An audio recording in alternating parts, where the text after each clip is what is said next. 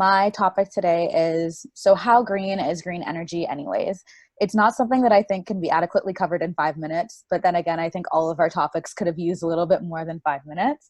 I'm going to try and keep it on time with a little timer on my clock. And here we go.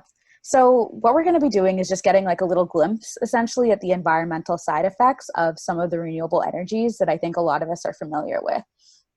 I'm talking about this obviously because we're in the middle of a climate crisis. I don't know if you all saw the report from the Intergovernmental Panel on Climate Change last year, but as of like now, we only have 6 months left to address the climate change issue.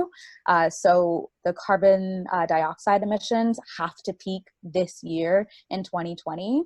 So different governments are trying to find different ways to try and address this issue, taking into account a variety of drivers, including burning fossil fuels for electricity and heat, transportation, manufacturing and construction, and agriculture.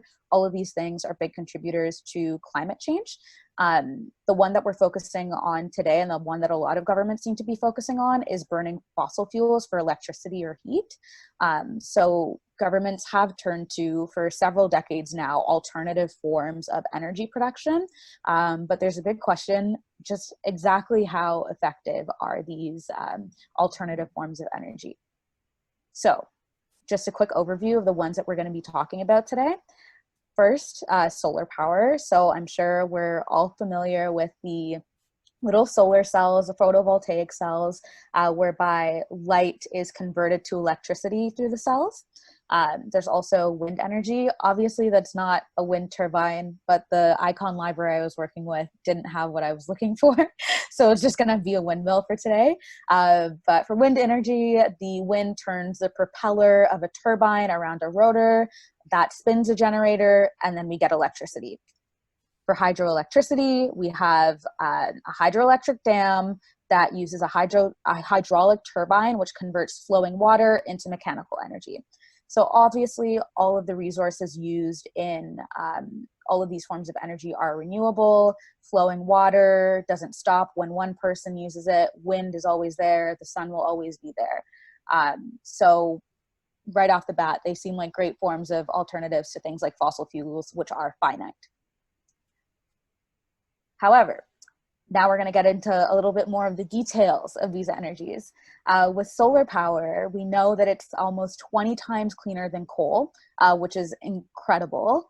And in Ontario, switching to solar can actually reduce someone's carbon footprint by about 2.54 tons of CO2 a year, which is incredible considering that the average carbon footprint of a Canadian is 5 tons per year. However, there is a flip side to this energy. When you take into account the mining that goes into solar power and the production of solar cells, as well as the disposal of solar cells, it kind of tells you a different story. So photovoltaic cells, the cells used in solar energy, require materials such as lead, quartz, silver, copper, and gallium, all of which need to be mined. You also need to produce something called silicon, which is incredibly energy intensive and produces a lot of waste.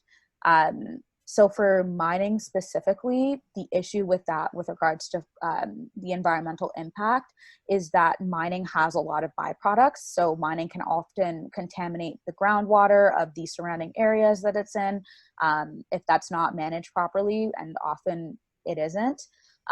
You also have manufacturing, which also leaves behind a significant amount of byproducts. And then you have the disposal of the cells afterwards. So a typical solar cell will last you about 30 years, and then you have to get rid of it. However, right now, the recycling system around solar cells isn't really built out. So people aren't disposing of these things properly. And there's a lot of hazardous substances within the solar cells that just kind of leak into the environment if you're not disposing of it properly. So that's something to keep in mind as well when people talk about the greenness of solar energy. Okay, I'm running out of time, so I'm just gonna whip through. There's also wind energy, which is also incredible. It helped to avoid 42 million cars worth of CO2 emissions worldwide incredible. And it repays its carbon footprint in 6 months or less, which is great. However, its effect on the physical environment can be kind of negative. It can disturb wildlife. Sometimes the turbines leak fluid. And just like solar panels, they also require minerals and different manufacturing processes that can be harmful to the environment. So something else to keep in mind. Then finally, what I wanted to discuss was hydroelectric power, which is a really big one. So hydroelectric power makes up about a quarter of Ontario's electricity grid, so super important for us. Without hydroelectricity, it's estimated that there'd be 10% higher greenhouse gas emissions worldwide. So obviously, great alternative. However, there's still a significant impact on the local environment in particular. And what I kind of wanted to focus on here was like a specific example impacting Indigenous communities. And that specific example is the James Bay project. So this hydroelectricity project was massive for its time. It started in the 70s in Quebec, and it was built in the northeastern Quebec area, near James Bay, obviously, I guess. To date, it produces about 15,000 megawatts of electricity. So it's an incredibly important energy source for the people of Quebec, as well as for our neighbors in the south, because Quebec sells some of their hydroelectricity to some of the northern states in the US. However, this dam was super, super controversial because of its impact on Indigenous communities and the environment. So when they built the dam, almost 12,000 square kilometers of land was flooded. That resulted in 10,000 caribou dying, as well as there being a leakage of mercury into the surrounding waters, which killed a lot of the fish. So it killed the fish, it killed a lot of the caribou, all impacting the Cree people living in the land around the James Bay hydroelectricity project. Obviously super negative for the Indigenous community living there. They did eventually get a settlement from the Quebec government. However, there continues to be issues with this hydroelectric dam in particular. And that has to do with water temperatures.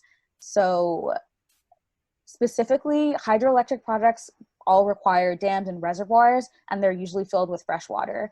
Those dams block the natural flow of the fresh water to the Hudson Bay in the north in the spring, and instead they release an unnaturally large amount of warm fresh water from further south in Canada north to the Hudson Bay in winter. So it's completely counter-cyclical to the way that things usually work in nature.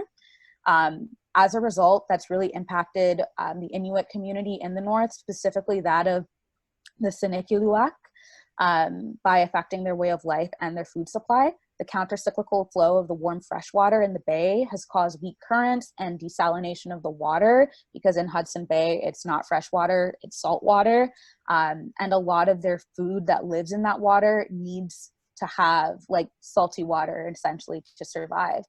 So one of the main sources of food that this community hunts, the eider duck, has been dying off because of this change in the environment.